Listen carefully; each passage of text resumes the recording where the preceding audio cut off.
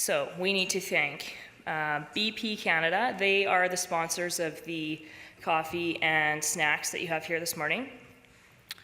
We have Husky, the June Warren Nichols Energy Group, Enbridge, Synovus, Nualta, Fleur, Suncor, Apega, the Schulich School of Engineering, Digicopy, Meg Energy, ConocoPhillips, Lafarge, and Shell.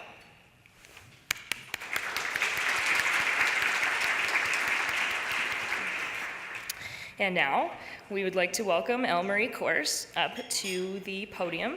She is the Senior Director, Process Specialty Engineering at Fluor. She is also responsible for providing global leadership in process technology across all of Fluor's business lines. Elmarie is the Calgary Chair of Fluor's Growing Representation and Opportunity for Women program, which was recently established to reinforce Fluor's commitment to global diversity and talent development. Elmarie has over 24 years of process engineering and operations experience in the hydrocarbon refining, petrochemical, and chemicals industries. She graduated from the University of Witwatersrand, South Africa, with a degree in chemical engineering. Please join me in welcoming Elmarie to the podium.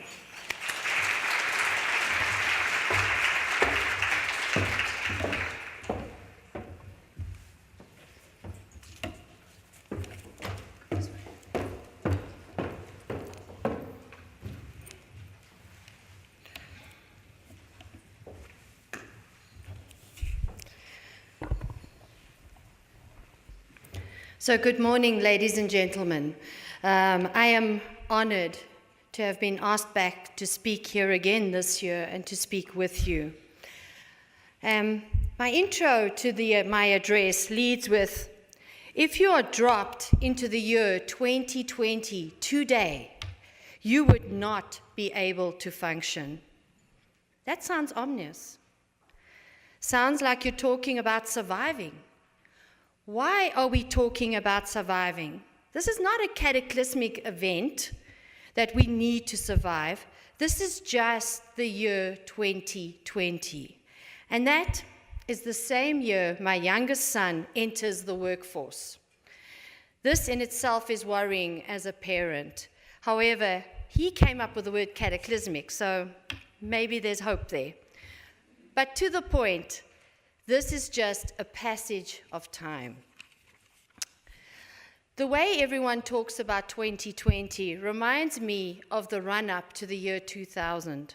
There was so much concern about how the IT world would collapse as we headed towards midnight on 1999. And guess what? Due to good planning, and midnight came and went without the world ending. And in the same way, we are going to find in 2020, with good planning, 2020 will come and 2020 will go. And the business world will note that the baby boomers will continue to retire, but the new leaders will be taking up their positions, and this will happen. Now, I'm by no means an expert on what the workforce will be by the year 2020.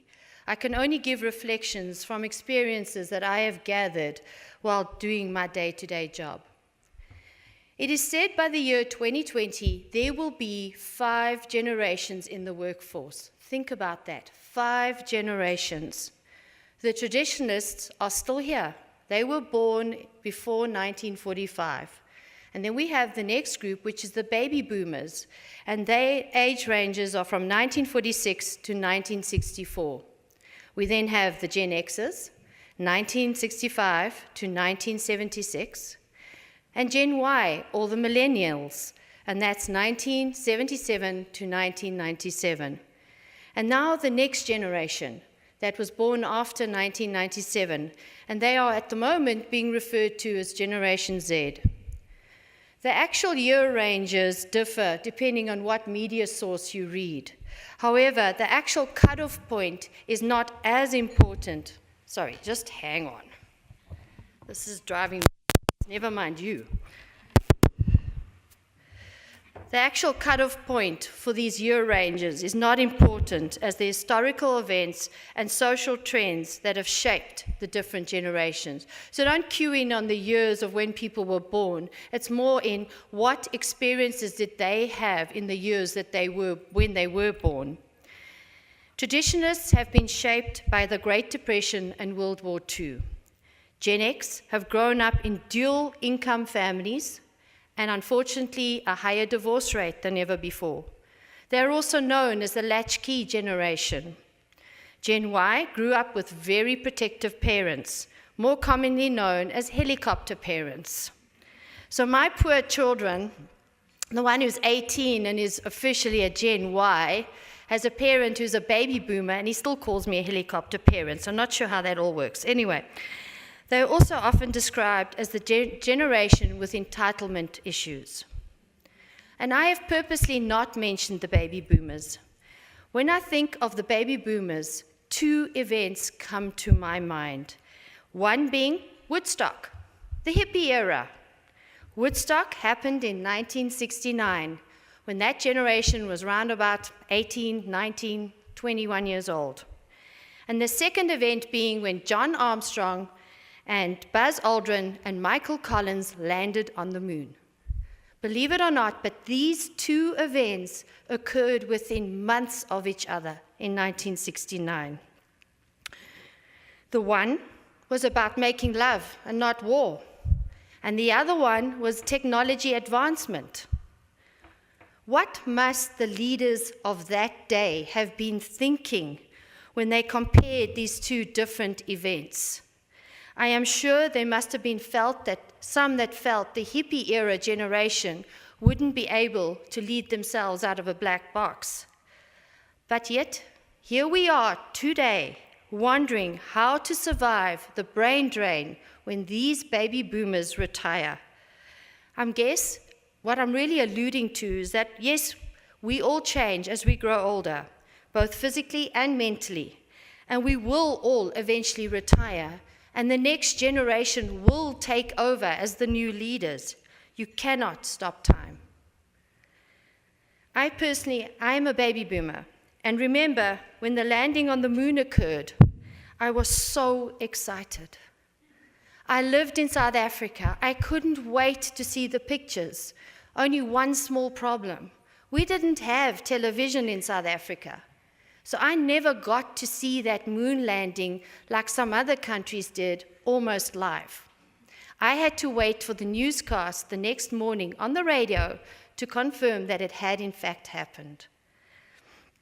How I wished at that time that I lived in a country that had commercial TV, to actually be able to see this happening, to see history unfolding in front of me.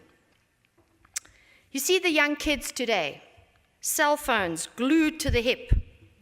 I start a sentence with, "Do you know why the sky is blue?" And the next thing I know is that the cell phones are out and the latest search app is running frantically and you have an answer. Not quite what I was expecting. I was expecting a discussion point. Going towards 2020, the handheld smart devices will be a part of the workplace and not something that gets locked in the drawer only to be looked at again during the lunchtime. Employers need to use this. Why not deliver online training that is accessible through an employer's handheld smart device? This means that employees can take that training when they're out of the office. Maybe sitting in an airport, waiting while going on a business trip, or waiting for their next opponent in their online gaming world to join. When I interview for the process department, the questions I get now, compared to the questions I used to get 10 years ago, is somewhat different. I get asked, what is the company policy around social networking during office hours? Do employees have access to YouTube via their desktop? Can I access my Facebook account from the office computer? How do you answer that?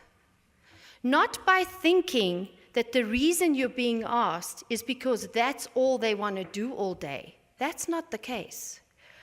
Far from it.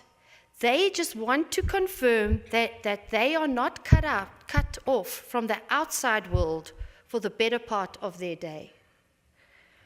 Whether or not you believe that the 2020 generation is able to switch attention between different media sources like cell phones, tablets, television, more efficiently than any other previous generation, there's no question they are programmed that way.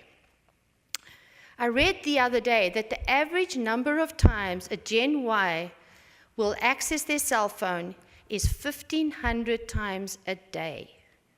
That doesn't mean they're playing on their cell phone. It just means they're looking to see if there's any news. Remember, for them, it's the norm. For me, as a baby boomer, it's a distraction. My own boys are growing up, and I constantly worry and voice my concerns on making sure that they post on social media things such that anyone looking for it in the future will not be offended or think badly of them, as those postings are there forever. I'm sure many of us have had that conversation. And yes, this is a real concern. For the majority of millennials, what they post is more about their day-to-day activities. And remember, they are growing up with social media. So they are more used to the downside and the upside of it.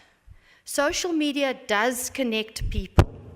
And even though it might not be face-to-face, it still helps people to keep in contact with others. Like in the past, before social media, you would send out season's greetings cards at the end of the year to all your business contacts to keep in contact. Now, it's just done via social media. You're still doing the same thing, you're just using a different medium. There is a key message here, however.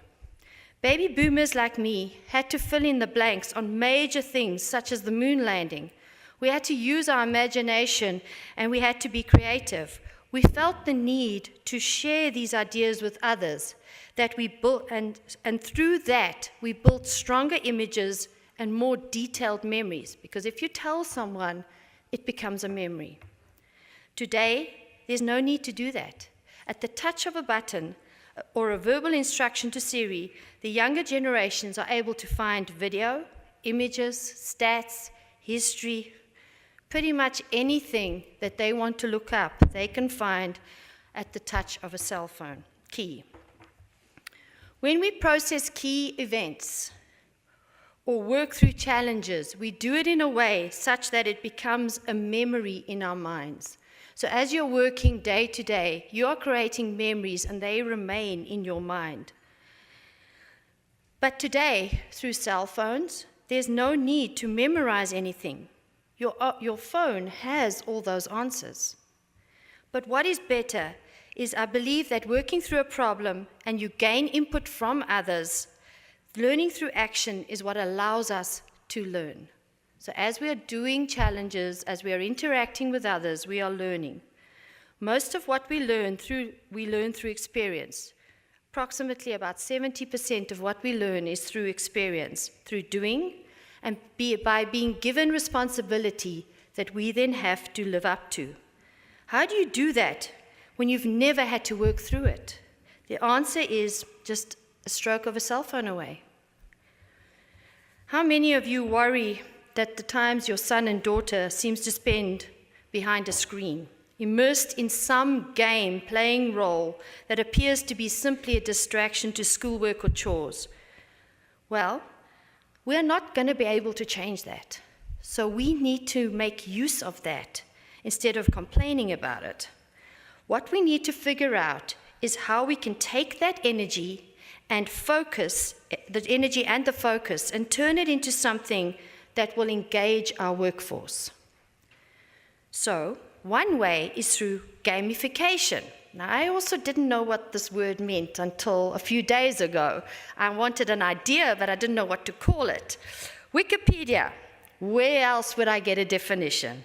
Defines it as the use of game thinking and game mechanics in a non-game context, and that's the important part, and to engage users in solving problems.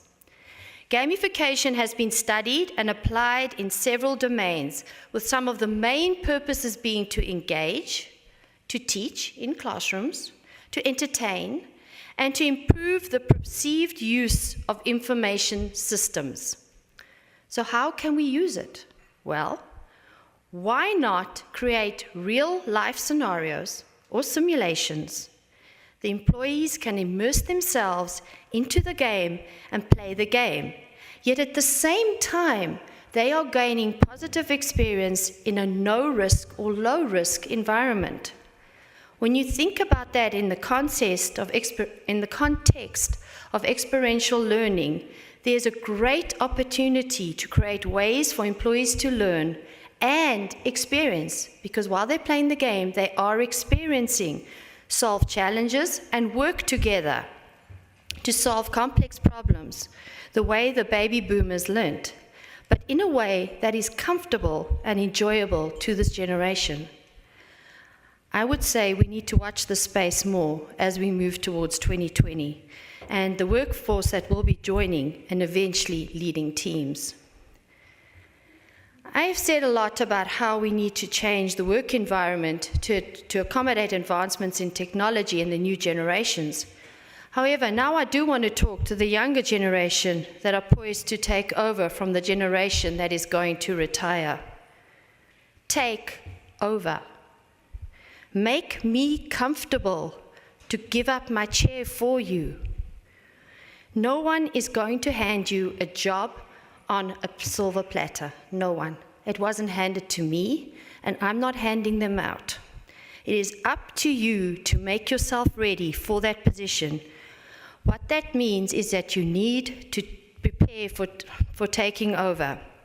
Watch someone at work, someone you admire. See how they lead. See how they handle themselves. How do they solve situations, both technically and relationship-wise? This kind of mentoring does not need to be formal. This is mentoring that you make happen. We are all social beings, and when someone approaches anyone and asks for advice, most people will be very flattered and only too happy to sit down for a chat. So don't be shy.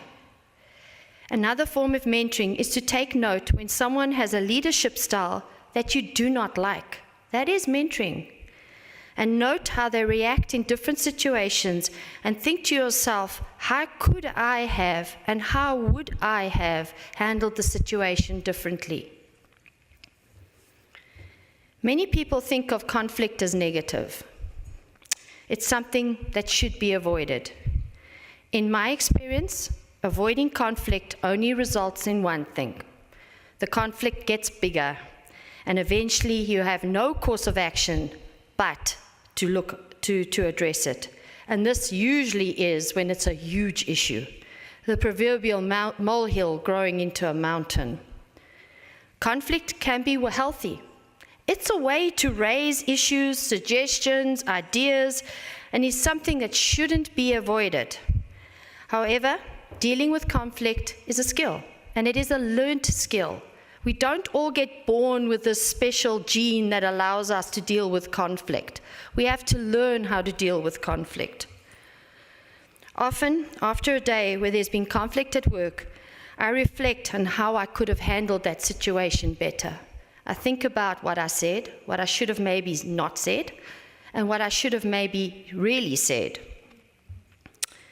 I have many people or mentors that I personally use, and they are sounding boards for me when I know I have a very difficult decision to make and I'm not sure if I'm handling it the right way. This mentor was not appointed by the company and as a mentor for me. It's someone that I feel comfortable with and respect, and it is particularly someone who's a good listener for me. She's actually in the room today, Karen. Often, the mere fact that I'm telling someone and hearing my own voice said out loud will help me to formulate the right course of action, and my mentor just listens, sometimes interjecting and helping me make the decision, the right decision, such that it makes sense. The 2020 generation is a generation that seeks mentoring. They seek feedback. so give it to them. They seek to know how they're doing, and they want employers to give them access to formal mentors, which employers should do.